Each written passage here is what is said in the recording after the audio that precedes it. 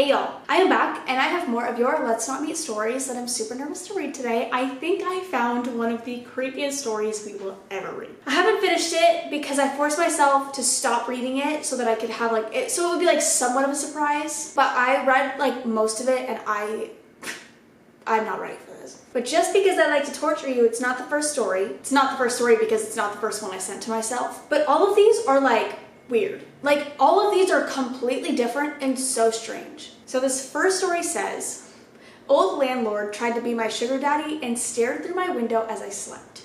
Like, what the fuck? Hey Courtney, Jen here. So this is my first ever post on here and I love your videos, so it seems only right for you to have my first post. P.S. sorry, it might be kinda long. Anyway, when I was 15, my mother and I moved into a split level apartment. Our apartment on the ground floor and the landlord having the upstairs separate apartment in a very small town. This town had a post office, one church, a historical society building, and one shop, plus a few houses that were spread out over the town. 5-minute walk from one side of the town to the other sort of deal. The school sent a Chevy Suburban instead of a bus to pick up the kids. The town size is not really relevant to the story, I just love this town with the exception of our landlord. My mom had been on and off again with my now ex stepdad, and at the moment of moving in, it was just her and I. Our landlord was a sweet, probably 70 to 80-year-old man and offered to help with moving our stuff in if we needed it. Said to call him if we needed anything fixed or had any issues with the apartment. Everything seemed fine. After a bit, the landlord, let's call him John, would come outside to work in his garage whenever he would see me outside playing or helping my mom in the yard. It started off with a simple hello or asking us how we liked the place, but something felt off. A couple months of living there, my mom was out cutting the grass and I was shooting some basketball when I noticed he had come outside and had walked up to me. Out of nowhere, he asked how old I was. I told him I was 15. When you turn 18, you should let me be your sugar daddy. I have money and a lot of land. I could take care of you. I know it sounds made up, but yes, this old man said the term sugar daddy. I politely told him no and told my mom I was going in for a drink. Like, what the, and it makes me feel so icky. Over the next couple months, he would catch me far enough away from prying ears and make me the offer several more times, each time being denied. After a while, my brother and stepdad had moved in with us and rooms had to be switched around. My room originally was the smallest one, tucked in a corner, almost like a huge closet or storage space off another bedroom, but it had no windows and I liked my privacy so I didn't mind. Once it got switched, what was once the living room became my room. My brother got my old room and the dining room became the living room. Now my room has a window. I don't mind, sometimes I like to crack it open and get a breeze, because who doesn't? During this transition, I had brought up John's proposals that had been made, letting her and my stepdad know that it was making me uncomfortable. My mom tried badly to make a joke out of it by saying, you should go for it, he's loaded, sort of thing. Yeah, no.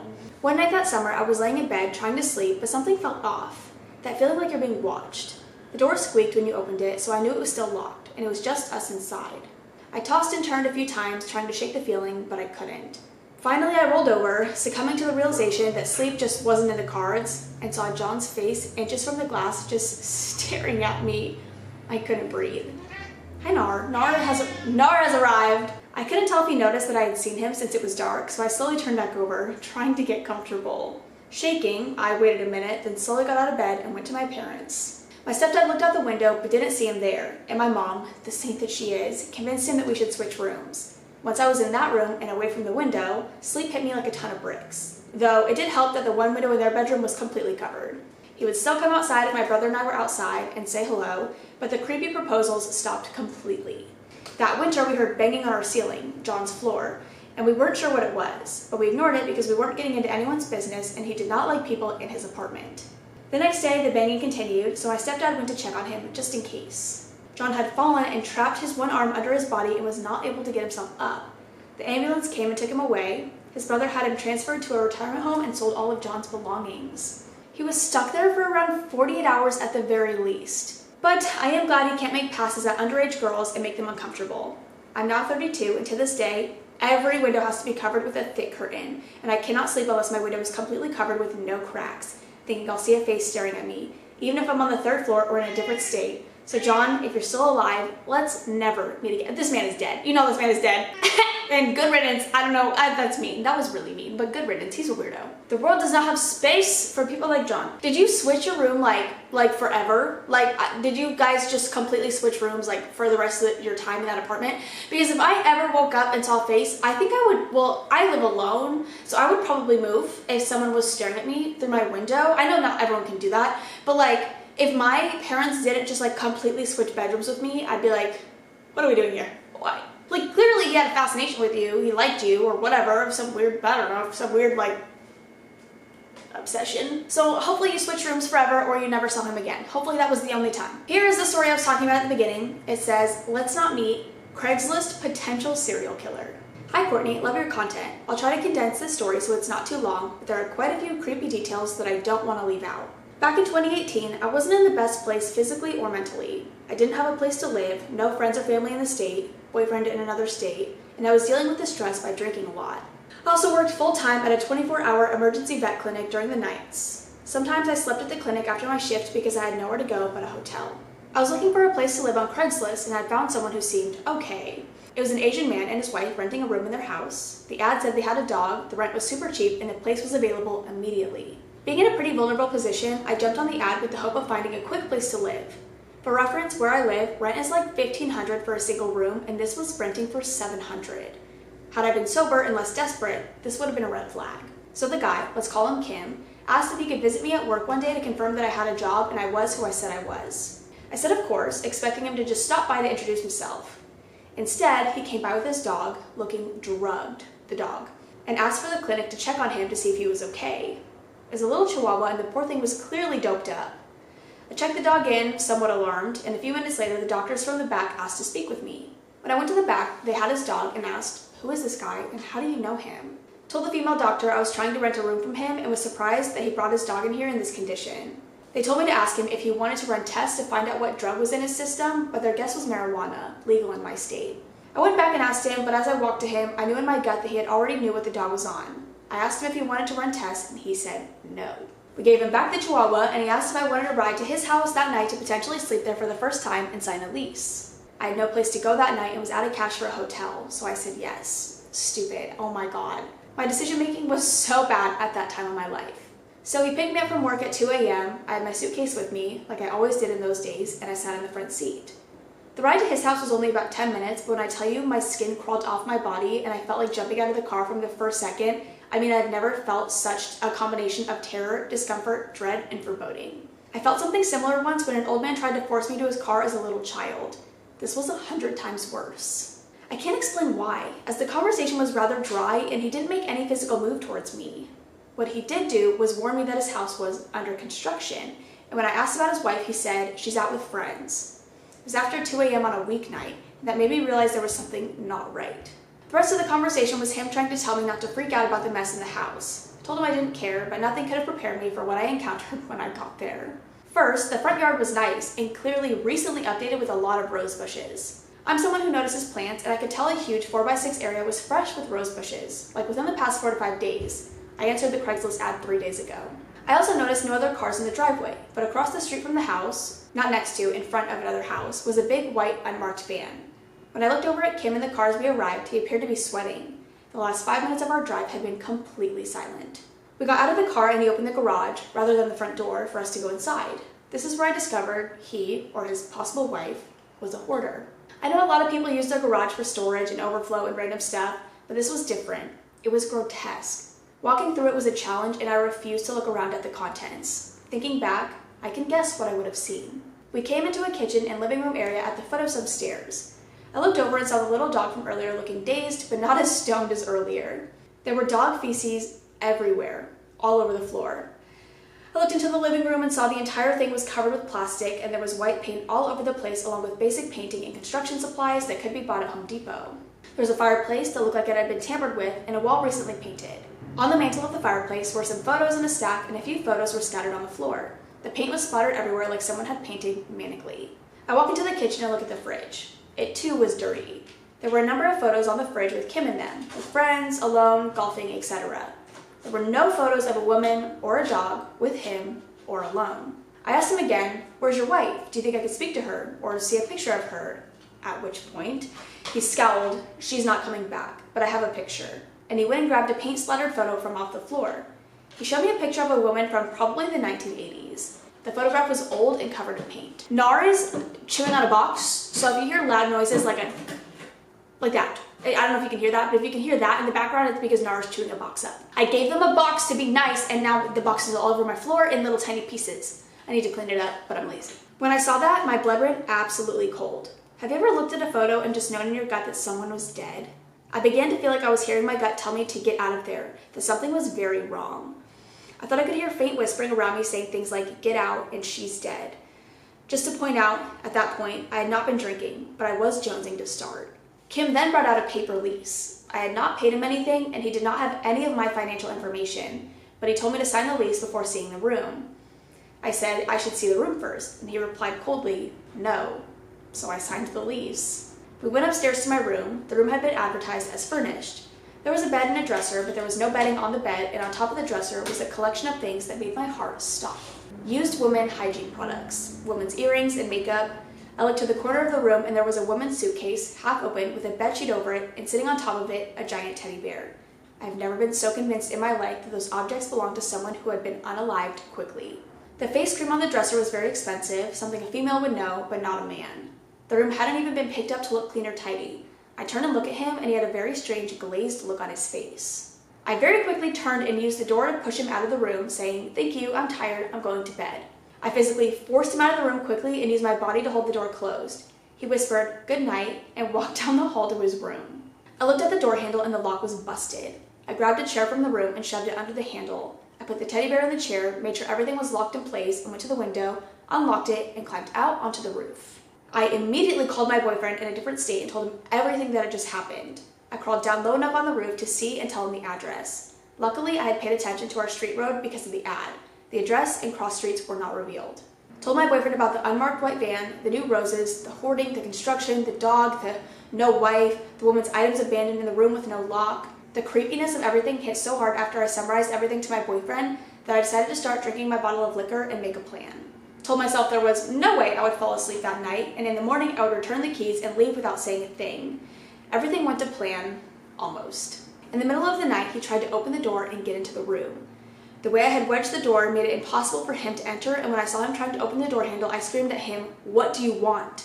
He whispered back, "I brought you some toilet paper," which was creepy because I had used the restroom like 4 times since drinking. This means he was listening to me all night long. I said nothing in response. In the morning, when I couldn't hear any moving in the house, I grabbed my only suitcase and ran downstairs. I left out the front door and put the keys under a potted plant. I texted him that morning, "Hey, it's me. I don't think this living arrangement will work out. Sorry, I left the keys. Thanks, bye." He never replied and then blocked my number. I think he killed his wife and at least one other woman who rented out the same room I was going to. I'm in a much happier and safer place now. Thank you, bye. Oh, what the fuck? Like, what is, like, I need to know more. I just need to know more. I need to know what this man did and who this man is and what is going on? That has to be one of the creepiest stories because we also have no idea. We have no idea what his intentions were at all. Like, this could have been so innocent and he's just really messy and nasty and remodeling his home, but he also could have killed you easily, very easily could have killed you. Whose stuff was that? Whose stuff was that? Was that his wife's stuff? Maybe? I don't know. I'm done. I'm over it. See ya. Okay, and for the final story, it says, "To the man who followed my friend and I in Walmart and followed us home, let's not meet again. Hey Courtney, I love your videos and have been a fan for a few years now, and I finally decided to share one of my stories. This story happened last year and still makes me want to never leave my house.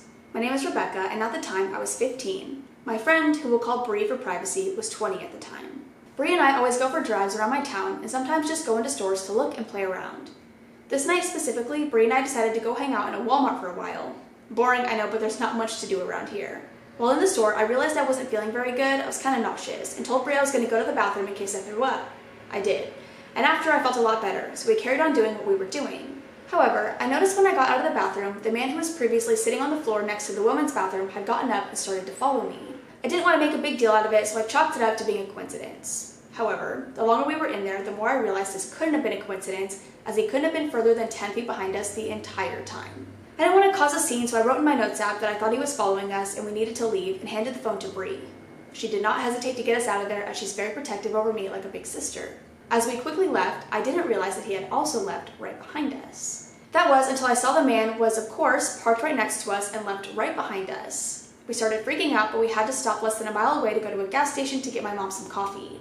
We went in together, and he, again, followed. At this point, Bree and I had had enough and told him, "I don't know what the fuck your problem is or if you're some kind of perv, but you need to stop following us." He apologized and left. We got my mom's coffee and also left. As we were talking about how weird the whole situation was, I noticed the same man's car behind us again. Only this time we were in my neighborhood. We turned around as we didn't want him to see where I lived and kept driving. He continued following us. Not even 20 minutes later, my mom called and told us to come back considering it was almost midnight at that time. We tried to explain what was happening, but my mom just said we were being paranoid and that it was nothing. We parked outside my house and he pulled into one of my neighbor's driveways and sat in his car. We quickly ran into my house and not even 10 minutes later, I get a knock on my window that just so happened to be looking out on the porch. This man was on my porch.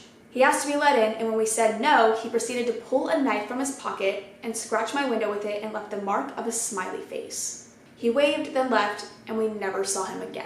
So to the man who followed me and my friend all night, then tried to get into my house, let's not meet again. P.S. I have many more stories that include the paranormal as well if you'd be interested in reading. Much love, Rebecca. You guys don't have to ask. I want to hear every story that you have. Every single one. The smiley face? The smiley face on the glass? Shut up. Literally shut up. That is so creepy. That is so creepy. Did you call the police? Did you please tell me you called the police? That is all I'm going to read for now. I hope you guys enjoyed. If you have any other stories you want to share with me or the community, I will have my subreddit linked down below. I'm trying to think of like other types of stories you guys can tell me besides like Let's Not Meet and Paranormal. I added a glitch in the Matrix tag, I think I did it correctly. So there should be a glitch in the Matrix tag. And then I'm trying to think of like if there are other types of stories that we could like share. Because I feel like we could even do like happier stories. Like, I don't know, like just mix it up a little bit. But you guys let me know if you have any ideas because I am stupid and I don't. But I'm gonna go. I love you guys. I will see you in the next one. Bye. Do you guys, okay, so I think this is a universal thing. I go through phases where I want to wear like really cute clothes and I go shopping and I buy all these really cute things that are like trendy things, whatever. I have a lot of staples in my closet so that I can like make cute outfits with, but I do buy like trendy clothes. I think we're all guilty of that. But then I go through other phases where all I want to do is wear big ass t-shirts. Like I went to Ross and I just got this like big old t-shirt, or I got 3 big t-shirts, and that's like all I want to wear now is like just giant t-shirts and like biker shorts or just jean shorts or whatever. I don't know why I do that. Because I buy so much cute stuff and then I don't wear it. I just want to wear big t-shirts. But then I do wear the cute stuff sometimes. But I just like go through, I don't know, it's annoying. So I'm in a phase right now where all I want to do is buy cool big t-shirts. Like this isn't even cool, I just like don't really have many white t-shirts. Because here's my thing too, is when I go through my phases where I'm like wearing cute stuff, I get rid of so many t-shirts because I'm like, I'm gonna stop wearing t-shirts so often. So I'll get rid of a bunch of t-shirts, I'll donate, and then I want t-shirts again, and so then I have to buy simple white t-shirts because I don't have any more. But I'm gonna show you them. I'm gonna show you the t-shirts I got. I think I said I got these at Ross, but if I didn't, I got these at Ross. So this is the first one I got, and it says Campfire MFC. I don't know what that means. And the back is just, it's like green, it's like forest green and white. I don't know. Then I got this bad boy. This is a beer pong shirt. I don't know, I saw it and I was like, I kind of need that. I love beer pong. I don't play beer pong ever, but I thought it was funny. And it says rules of beer pong, and there's rules, which some of these are like stupid rules, but whatever. I'm not gonna follow the rules of the t-shirt. I'm gonna follow my own rules, or the house rules, but whatever. And then I liked the color of this one. It has a little teddy bear with a Solo cup. Like, how cute is that? And they're just all big t-shirts. Like, whatever. And now all I want to do is go to Goodwill and buy like more, because these were like 10 bucks each, which is kind of pricey for Ross. But I spent 30 bucks on t-shirts. Like, who does that when I could go to Goodwill and spend 30 bucks on 10? But I kind of want to go to Goodwill now. But I saw these and I was like, I need all these. I didn't need this one. I really didn't, but I liked it. I just did. But now I want to go to Goodwill and buy t-shirts. But I shouldn't do that. I'm not going to do that. I'm not doing it. No. But okay, I'm going to leave. It's hot. And my washing or my dryer is broken, I think, but I also like don't want to get it fixed because I hate people in my apartment. My clothes take all day to dry in the dryer, like 8 or 9 hours in the dryer for them to be dry, and sometimes they're even still like damp. So I can only do 1 load a day, which is very unfortunate, especially because I never fucking do laundry. So when I'm in the mood to do laundry and I finally do 1 load, after I do the 1 load, I'm not in the mood to do laundry anymore because it just took 9 hours to dry. And so I have like 5 loads. I have so much stuff. I have like 5 loads of laundry I need to do, and it's gonna take me 5 days. Like, how stupid is that? So I need to go dry my clothes. So I'm gonna leave. See ya!